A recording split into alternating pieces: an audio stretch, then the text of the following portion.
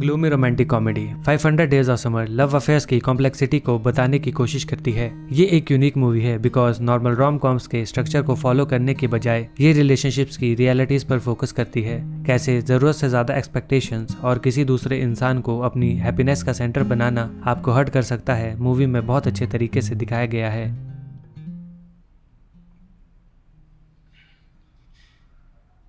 500 days of summer इसके release होने के 14 साल बाद भी व्यूअर से कनेक्ट करती है और आज भी ये ब्रेकअप्स और फेलिंग रिलेशनशिप से गुजर रहे लोगों के लिए बेस्ट मूवी है। मूवी का relatable plot and it's realistic take on relationships लोगों को ओवरली फैंटेसाइज्ड रिश्तों से उभरने में बहुत मदद करती है।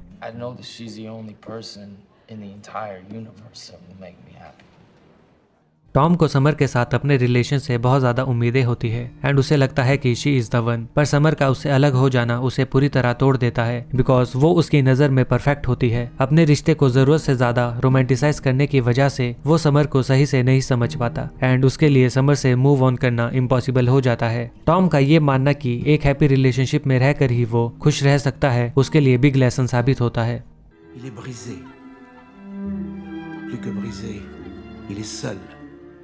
टॉम एक डीमोटिवेटेड कैरेक्टर होता है जो आर्किटेक्ट की पढ़ाई करने के बाद एक ग्रीटिंग कार्ड कंपनी में जॉब कर रहा होता है। Leading a very depressive life summer के आते ही टॉम की जिंदगी पूरी तरह चेंज हो जाती है। लाइफ में पहली बार वो अलाइव महसूस करता है और कुछ ही वक्त में समर उसकी लाइफ का सबसे इम्पोर्टेंट हिस्सा बन जाती है। समर के बार बार रिलेशनशिप को कैजुअल बताने के बावजूद टॉम समर के साथ अपना फ्यूचर इमेजिन करने लग जाता है, पर उसका यूं पॉजेसिव होना समर को धीरे धीरे उससे दूर कर देता है एंड वो अलग हो जाते हैं, जिसे प्रोसेस करना टॉम के लिए इम्पॉसिबल हो जाता है। वो सभी मोमेंट्स, वो सभी सपने जो उसके लिए सबसे प्यारे थे एक पल में बिखर जाते हैं। There's no such thing as love, it's fantasy. Summer एक फन लविंग एंड इंडिपेंडेंट लड़की होती है जो बहुत ज्यादा क्यूट एंड मिस्टीरियस होती है। बचपन में ही पेरेंट्स के डिवोर्स हो जाने की वजह से समर के रिलेशनशिप्स को लेकर बहुत डिफरेंट व्यूज होते हैं। पास्ट की वजह से वो रिलेशनशिप्स को लेकर बहुत ज्यादा इनसिक्योर होती है, इसलिए वो कैजुअल रिलेशनशिप्स को प्रायोरिटी देती है। वो अपने और टॉम के रिश्ते को लेकर उतनी सीरियस और होपफुल नहीं होती जितना टॉम होता है एंड मूवी में जितना दिखाया गया है उसके हिसाब से उसके लिए टॉम से अलग होना कुछ खास डिफिकल्ट नहीं होता। टॉम से अलग होने के कुछ वक्त बाद ही समर किसी और से एंगेजमेंट कर देती है और ये सब टॉम की नजर से बहुत ज्यादा स्ट्रेंज लगता है। एक परफेक्ट ड्रीम गर्ल होने की जगह समर टॉम के लिए एक बुरा सपना बन जाती है।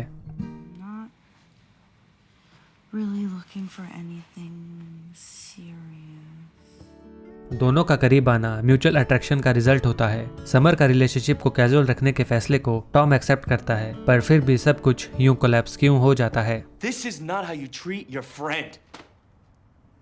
First of all problem was with Tom. Tom कुछ ज्यादा ही ऑप्टिमिस्टिक होता है एंड समर की बात को मानने की जगह वो उसे सीरियस रिलेशनशिप के लिए परस्यू करता है और धीरे धीरे उसकी एक्सपेक्टेशंस बढ़ती जाती है जो कि समर के पॉइंट ऑफ व्यू से बहुत ज्यादा इरिटेटिंग होता है। वो समर के साथ अपने रिश्ते को परफेक्ट मान लेता है और वो सभी रेड साइंस इग्नोर करने लग जाता है। उसके माइंड में समर की इमेज इतनी परफेक्ट होती है कि उसके लिए समर के बिना अपना फ्यूचर सोच पाना ऑलमोस्ट इम्पॉसिबल हो जाता है। वो ये बात नकारने लग जाता है कि वो सीरियस रिलेशनशिप में नहीं है। उसके हिसाब से जो उसके और समर के बीच होता है वो कैजुअल नहीं हो सकता। इन शॉर्ट टॉम डिमांडिंग हो जाता है और वो समर पर हक जताना शुरू कर देता है जिसका समर को सबसे ज्यादा डर होता है। सही से समझा जाए तो टॉम के दिमाग में शुरू से ही बैठ जाता है कि समर उसकी ड्रीम गर्ल है एंड उसे समर की लाइफ में अपनी एक खास जगह बनानी है और वो इसके लिए काफी एफर्ट्स करता है जो आगे चलकर उसके डिसअपॉइंटमेंट का कारण बनते हैं। वो इस रिश्ते को उतना कैजुअली नहीं लेता जितनी समर को उससे उम्मीद होती है और वो इस रिश्ते को एक अपॉर्चुनिटी की तरह देखता है जिसमें वो अल्टीमेटली समर को हमेशा के लिए अपना बना सके। पर क्या टॉम का यूं सीरियस रिलेशनशिप की उम्मीद रखना गलत था?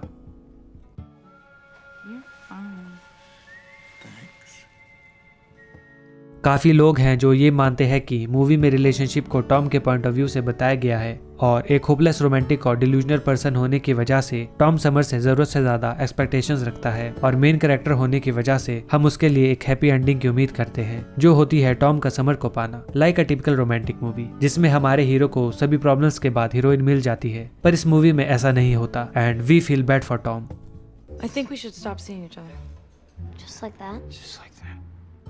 एक्चुअल में मूवी को राइटर स्कॉट न्यूस्टेडर के रियल लाइफ ब्रेकअप पर बेस्ड है एंड आई थिंक उन्होंने वो बताया है जो उन्होंने जेन्युइनली एक्सपीरियंस किया था। सो इतना कुछ स्पेक्यूलेट करके टॉम को गलत बताना सही नहीं हो सकता एंड आई थिंक हमारी स्पेक्यूलेशन से ज्यादा इम्पोर्टेंट वो है जो मूवी में दिखाया गया है। You never wanted to be anybody's girlfriend, and now you're somebody's wife. Summer was toxic. हाँ, समर बार बार टॉम को बताती है कि she does not want a serious relationship, but many times she acted like a proper girlfriend. So सभी blame Tom पर डाल देना बहुत गलत है। समर सेल्फ सेंटर्ड होती है, जिसके लिए बस ये मैटर करता है कि वो क्या फील करती है। उसे टॉम पसंद होता है and she wanted to have fun, पर इंसान कोई खिलौना नहीं होता। भले ही ये कहना कि मुझे सीरियस रिलेशनशिप नहीं चाहिए, इसका मतलब ये नहीं कि सामने वाला आपकी चॉइसेस के अकॉर्डिंग ही रिएक्ट करेगा। टॉम वाज अ पर्सन और उसका यूं उम्मीद रखना गलत नहीं हो सकता, बिकॉज ये बेसिक चीज है। That's how men are designed biologically. They want to win over a female. Do you like me?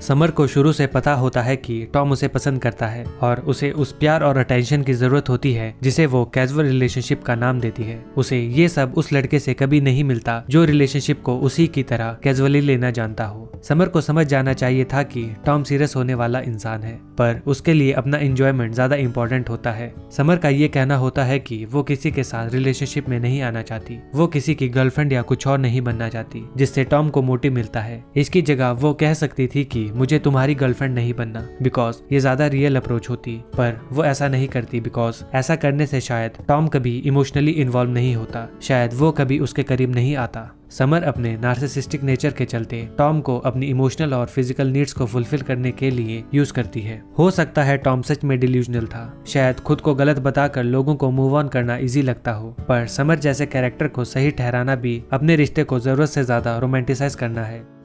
Because I wanted to. You just do what you want, don't you?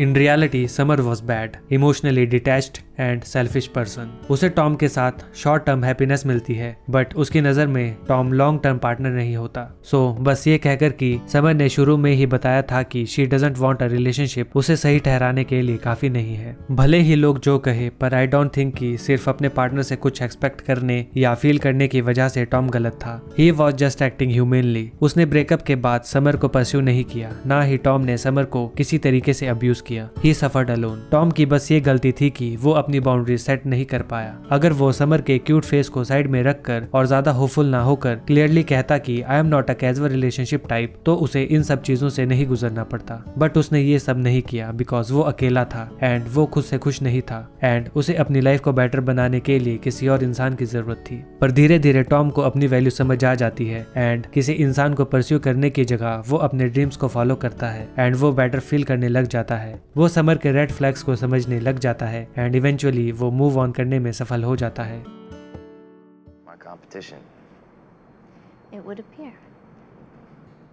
Tom की एक job interview में एक लड़की से मुलाकात होती है जो सेम जॉब इंटरव्यू के लिए वहां होती है। वो टॉम का कंपटीशन होती है, ना सिर्फ जॉब में बल्कि उसकी लव लाइफ के लिए भी। सम सेज की एंडिंग ये बताती है कि टॉम ने अपनी गलती से कुछ नहीं सीखा, पर आई थिंक एक्चुअल में एंडिंग टॉम की चेंज्ड पर्सनैलिटी को दिखाती है। जब शुरू में लड़की टॉम के कॉफी के ऑफर को रिजेक्ट करती है, तब वो ज्यादा रिएक्ट नहीं करता, जो ये बताता है कि he is not the same delusional Tom. वो मूव ऑन कर चुका है एंड पास्ट उसके फ्यूचर को अफेक्ट नहीं करता। भले ही उसकी लव लाइफ का अगला सीजन भी उसकी एक्सपेक्टेशंस के ऑपोजिट निकले, but he will keep moving forward. Thank you for watching.